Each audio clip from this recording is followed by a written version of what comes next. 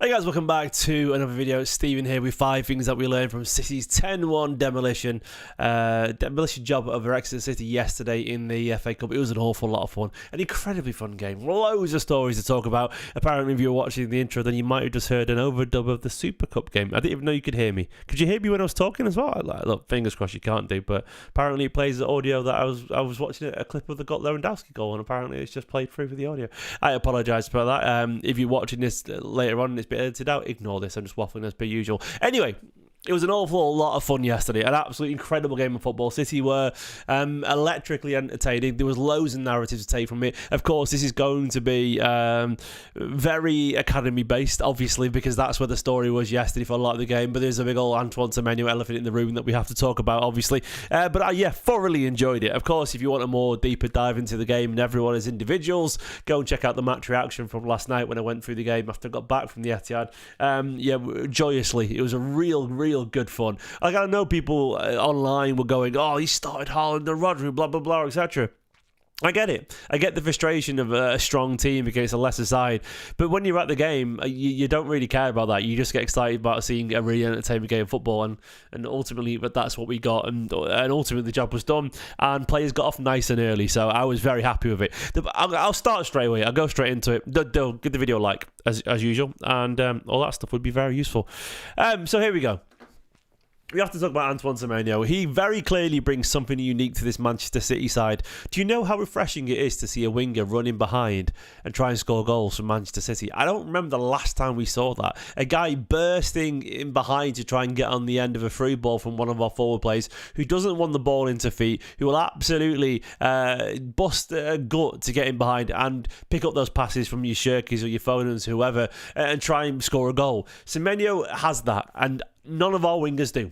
Absolutely none of our wingers do. Maybe Marmoush if he plays out wide, but he doesn't play there out wide this season. But other than him, you've got Semenyo. He will never run in behind. And if he does, he's not going to score. You know, he rarely does run in behind. When he does, he's not going to score that chance. Never in a million years. Well, he might do, but it's 1 in 10 at best. Doku doesn't do it. Oscar Bob doesn't do it. They don't do it. Semenyo already has that Sterling-esque or Sane-esque desire to get in behind and use that incredible athleticism. Now, he really is. The guy is an absolute freak of nature physically. Well, not freak of nature, but just impressive. It's not like something we haven't seen before, but he's incredibly impressive. He eats up ground with a really laconic stride. You know, it doesn't look like he's sprinting at an insane pace, but the acceleration is utterly absurd. Powerful as well, strong as an ox, and of course a really composed finish. And then you look at his first time pass with his, in inverted commas, weaker foot. Not even close to weaker foot for the Rico Lewis goal. Absolutely brilliant. And I think it's very obvious, in my opinion, that Antoine Semenyo is going to bulldoze down the doors to that first team, first 11. He's going to be a regular starter very easily, in my opinion, because he brings something unique that our wingers just don't have at the moment. You know, of course, when Foden or Shirky play out wide, they're likely to score goals because those guys are pretty decent goal scorers. But the other guys aren't really doing that. And if I was Jeremy Doku, the brilliant Jeremy Doku, one of our players of the season so far, creatively absolutely fantastic, I would still be a little bit anxious because Shirky's done pretty damn good on that right-hand side. And Foden, you know, Guardiola loves Foden. He, up until last month, was one of our players of the season too. If he wants those two on the pitch, the easiest place to get on if you want a goal scorer is on the left. So I don't think there's any guarantee that even Doku holds down a shirt in this Manchester City side with Semenyo potentially bringing what he can. It's very obvious to me that Semenyo has an awful lot of talent. And honestly, I was wrong on Semenyo. Like, my reaction was that he was a good player, you know, just a good player. I was a bit underwhelmed by the links at first because I don't remember him being that fluid. Of that impressive, just a really bustling winger with an eye for goal. And I was of the opinion it was sort of a bit of a hot streak and he wasn't a great goal scorer. That was like about a month ago when we first linked to him. As time has gone by, I paid more attention to Semenyo. My interest and excitement of this transfer has definitely upped because you look at a player more, you start to learn a bit more about them, you watch them closer. But even then, I was definitely surprised how smooth he looked on the ball. Was everyone else a bit surprised how crisp his passing was, how good his touch was, and how how technically impressive he was. Like, I don't even remember him being that technically impressive for Bournemouth. He obviously was. It might even just be the higher stage, the blue kit, the bigger looking stadium, where Bournemouth look a little bit scrappier. You know, aesthetically, you look at Bournemouth with the lower stands, and it's all a bit tighter in terms of the fans. Maybe it doesn't look quite in there. There's something about it. He looks smoother in a City shirt. I can't explain it. Do you know what I mean by that? It must be a visual trick of the eye or something like that. But he looks really confident. I do actually think he was playing within himself for the last few games of Bournemouth, because I watched him and he looked really clumsy against Chelsea. None of that at all. Incredibly elegant. An absolute machine. And I'm really excited to see what Semenyo can bring Manchester City. I've got a feeling he's going to be a really fun player to watch. A powerful, goal-scoring winger who can score goals, you can create goals, and play anywhere. And yeah, I like a lot what I've seen. I've got a feeling he's going to be a firm favourite in Manchester City. And the goal-scoring winger that we crave since Mara's left, and since Sterling and Sane in particular. Second thing I want to talk about is Ryan McAidoo. This kid has something, and I put serious for a reason, because Pep Linders, of course, in charge yesterday, had a very lovely quote about him, which I'll bring up on screen right now. Let me find it. But yeah, he scored yesterday on his first team debut. Really, really impressive. Just Exeter, I know, just Exeter. But still, you've got to beat what's in front of you. And I really like the quote from Pep Linders. I'll bring it up on screen right now. Pep Linders said this about him. He wants the ball constantly. When he faces goal, he's so dangerous. He keeps the ball in different situations. This drive of always wanting to create, especially with the guys on the outside. We want these kind of players. If you train early, they can adapt quicker to the first team. He actually said, I watched the interview back, he said if they train early and debut early, so debut early is what he said, not just train early. He said they can adapt quicker to the first team. Ryan is serious. The way he follows Erling Haaland and chases, he's on about the press there, when Haaland sets off and he follows. Said he plays 95 minutes and he's not played for quite a long time. He gives me a smile when he gets the ball, and the fans do, and that's special. And he genuinely smiled as he said that. And understandably, why? Like, Ryan McAidoo yesterday showed an awful lot of talent. He's only a reasonably small lad, this kid. Like, he's not the biggest in the world, but he has very obvious strength already, which is good. Like, you can't get the ball off him very easily. And that's really reassuring, because, you look at someone like Rico Lewis. Rico Lewis is smaller than McAidoo. I think McAidoo is your classic 5'7" player. Only 17 years old, so obviously he can grow a little bit. But Rico, you feel like you can nudge him a little bit and he'll go down. McAidoo, of course, bigger lads will push him over. I'm sure they will do, but he definitely has that uncanny ability to dribble out of tight spaces and get past people, and he has a burst of pace to get past people, and you got multiple shots off as well. The guy clearly is a natural goal scorer. Absolutely someone that we have to take serious. 17 years old, won't be 18 until June, to make his debut already for City. When you look at the travails and the tribulations and the frustrations of Semenyo and Bob this season, with those out as well, injured, McAidoo right now absolutely has warranted his place in any potential future squads, because he's a serious prospect with a lot of talent. We signed him from Chelsea, the reverse Cole Palmer, and he's been excellent under the in the under 18s and the UEFA Youth League and so on. And that debut yesterday was one of immense composure. It is just Exeter, I know, but they're a professional side. I think they had like a young central midfielder playing left back, so maybe not his biggest test ever. And they did capitulate as a side entirely. But you can only be what's in front of you, and a lot of you players don't play their game, or they bow down to the occasion on their debut and get a little bit overawed by the size of the fan base and all that kind of stuff and whatever. When you're playing in front of 50,000 people, it can be an awful lot. But McAidoo did not care. He was absolutely excellent. A really talented footballer of immense technical ability. Very comfortable going out wide, cutting inwards, linking up with people. He got a sort of the pass before the own goal assist to Reijnders. He scored a goal as well. He was just really positive. I like him an awful lot, and let's see where we are in a year or two with him. But I think he's a very serious talent. Rico Lewis, blue lightsaber in the chat, saying he just look a bit stronger. I don't think he looks stronger. I think he looks more mature. Personally, I am of the opinion Rico Lewis has been underused.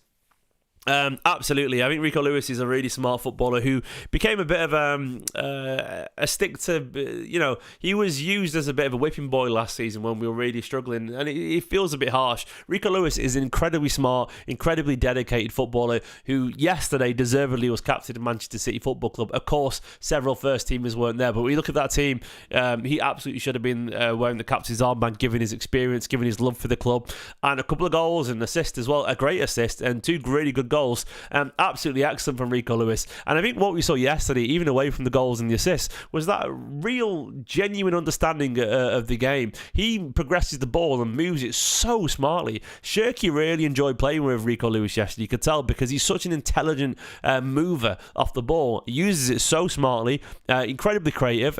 His ability to find a bit of space in the pockets is literally second to none. He's so smart. If he had a slight, everyone says it all the time, but if he was slightly taller, he would be a mainstay in this Manchester City side. You'd be looking at a Gundogan replacement. But as it is, I still think he's been underused.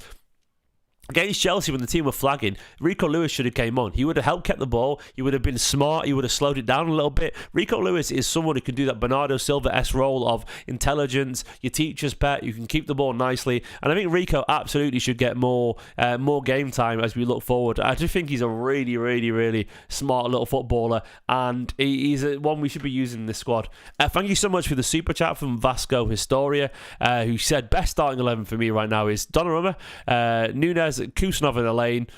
No left back mentioned there. I presume you mean O'Reilly there, mate. No left back mentioned. You put midfield of Rodri, Reijnders and Shirky. Then you put Doku, Semenyo and Haaland. I mean, you didn't specify Aït-Nouri or O'Reilly. I can presume you mean O'Reilly, mate. You put Aït-Nouri or O'Reilly. You're not bothered, I guess. It's a good shout, mate. Do I agree? Potentially, yeah. I think there's a few different variations I would go for. I don't know my best 11 right now. I really don't, and I think that's fine. I think you're right for most of it. I mean, I probably agree with like 9 out of guaranteed 9 of them. So absolutely, yeah, mate. Thank you so much for the super chat. Let me know your best 11s in the chat as well. It's hugely appreciated. Thank you so much, Vasco Historia. So let's go back to the next thing I want to talk about. I want to talk about Max Alleyne. Max Alleyne, yet again, really impressive for City. Of course, what a week he's having. He was recalled from Watford. He played against Brighton, did really well in a Manchester City side that was all over the place at the start. Settled the ship, was really impressive. Here's his stats from the Exeter game. Completed 82 out of his 86 passes, winning 95% completed. He was strong with his touches. He of course he scored a goal, which was really impressive, really nice. He hasn't got his defensive.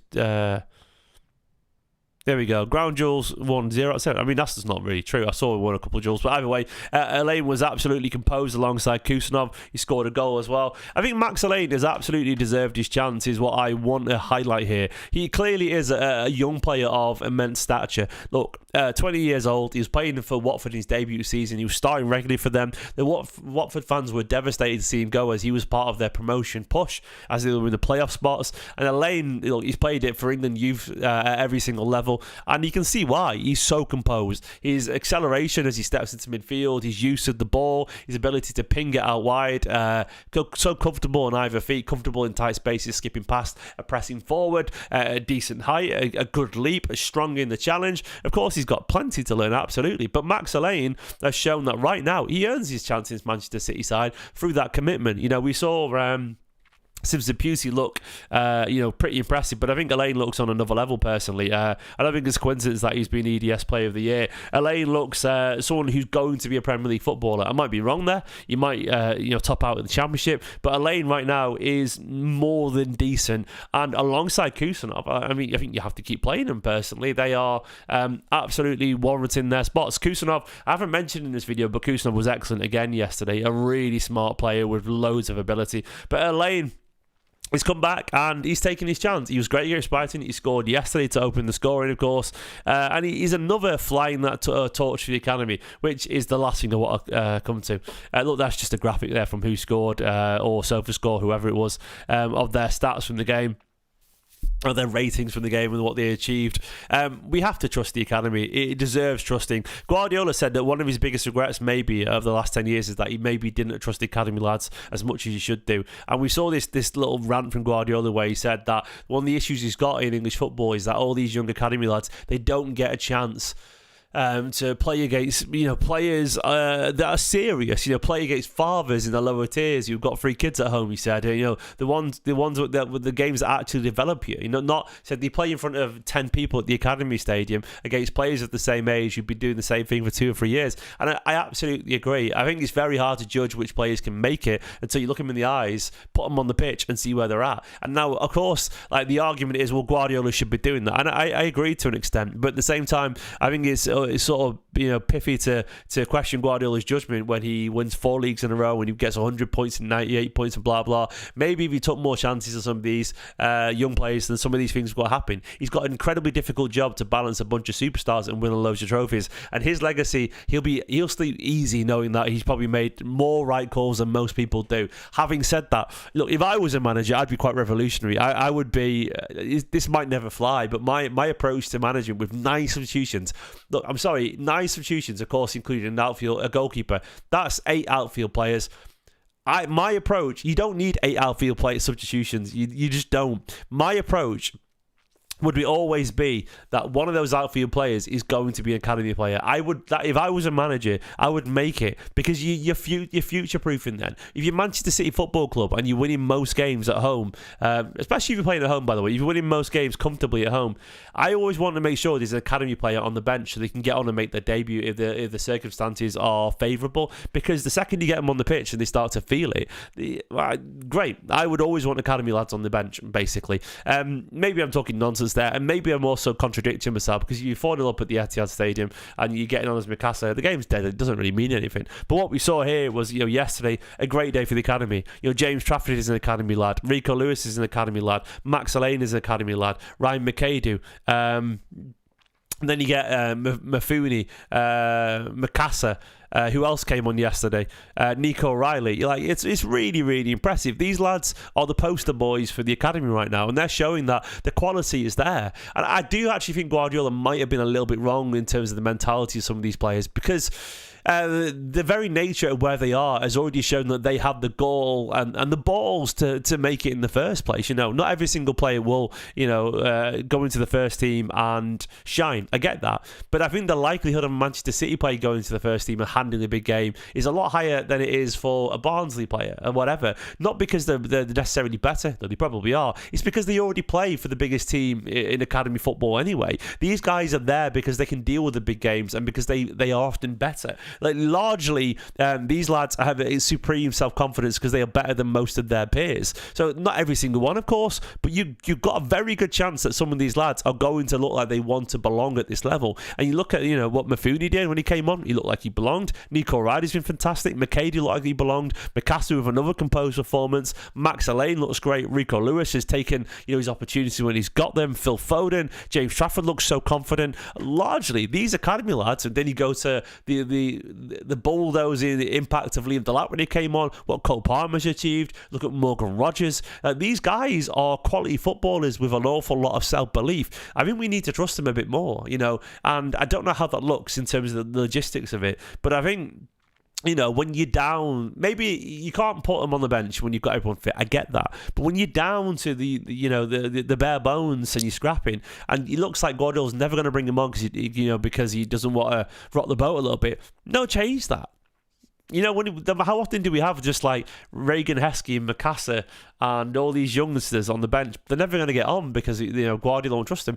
Now, why not bring McAidoo on? Why not bring Reagan Heskey on if we need a goal right now? Even if we've got no fit wingers, why not? They've shown that they have the balls for it and that they have the desire to make an impact. So yeah, that's how I feel about it. Anyway, that's the 5 things that I took from this game. Of course, Max Alleyne's a cracking young player. Semenyo is the real deal. Rico Lewis should be used a little bit more. Trust in the academy, absolutely do, and I can't wait to see, obviously where some of these young players go. I'll be back tomorrow for more breakdowns and more, Manchester City updates. So hopefully there'll be some more news on Mark Gay. I don't think it's going to happen, by the way. I don't think it's going to happen. My gut's telling me that Mark Gay doesn't want it, because I think if he did want it, he'd be done already. If you wanted Manchester City, no, it isn't 4 things. It's 4 things that I remembered. There was 5 things. I can't remember what the other one was. I've already forgotten. I only listed 4 things then, but there was another 5th thing. What was it? I've just forgotten. I've forgotten what they were. Alleyne, Rico Lewis, McAidoo, Semenyo. No, I went for more. I absolutely did. Semenyo, McAidoo, Rico Lewis, Alleyne, and then the academy broadly speaking. Guys, thanks for watching. Subscribe if you're new. I'll catch you tomorrow for another video. Probably a Semenyo hype video. For now, in a bit. Bye-bye.